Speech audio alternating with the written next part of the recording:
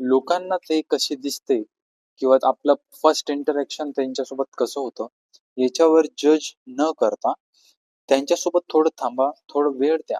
वेळ द्या म्हणजे 1 महिना, 2 महिना, 1 वर्ष वेळ द्या. या वेळेतच आपल्याला लक्षात येईल की ते खरं नेचर त्यांचं काय आहे. आपण जर आधीच जज करून घेऊ, ते कसे दिसतात म्हणजे काय करतो आपण, कोणी सुंदर दिसतं तर आपण समजून घेतो का ते खूप जास्त कॉन्फिडंट आहे, खूप जास्त केअरिंग आहे, आपल्यासाठी खूप जास्त लव्हिंग असू शकते. पण ॲक्चुअलमध्ये तसं नसतात. होऊ शकते की तसं नसेल.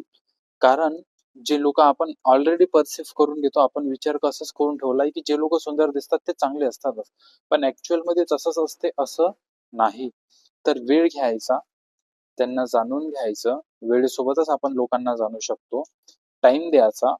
त्याच्यातून आपल्याला लक्षात येईल की ॲक्चुअलमध्ये तो पर्सन कोण आहे आणि तिथून जेव्हा आपण वेळ देतो, जेव्हा आपल्याला समजून येतं का तो व्यक्ती कोण आहे, त्यानंतरच आपण काय करायचं, लक्षात घ्यायचं की तो व्यक्ती ॲक्चुअलमध्ये कोण आहे आणि त्यानंतर आपण त्यांच्यासोबत राहू शकतो किंवा नाही शकतो, हेच आपल्याला लक्षात येते.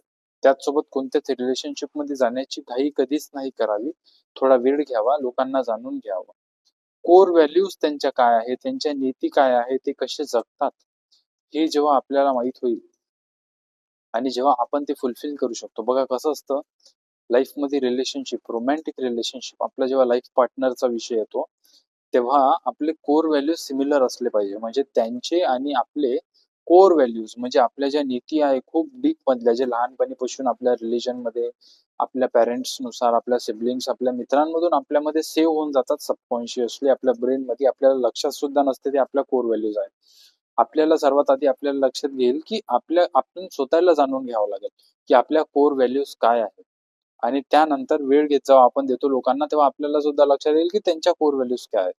तर मग आपण काय करायचं, व्हॅल्यूज ओळखायच्या आपल्या एक दुसऱ्याच्या, त्यानंतर त्यांच्या जे नीड्स आहेत ते चेक करायचे आणि आपल्या नीड्स चेक करायच्या लाईफमध्ये, आपल्याला काय पाहिजे आणि त्यांना काय पाहिजे. जर ते फुलफिल करू शकत असेल आपल्या नीड्स आणि आपण फुलफिल करण्यासाठी तयार असेल त्यांच्या नीड्स, तर हे relationship long term, life long होऊ शकतं. आणि जर असं नसेल तर आपण स्वतःलाच खोटं बोलतो आणि त्या व्यक्तीलाच खोटं बोलतो आणि ते खोटं बोललो कुठं काही जास्त दूर चालणार नाही. शेवट जाऊन आपल्याला हर्टच होईल. तर लक्षात घ्यायचं, असं काम करायचं नाही. बेस्ट विशेस.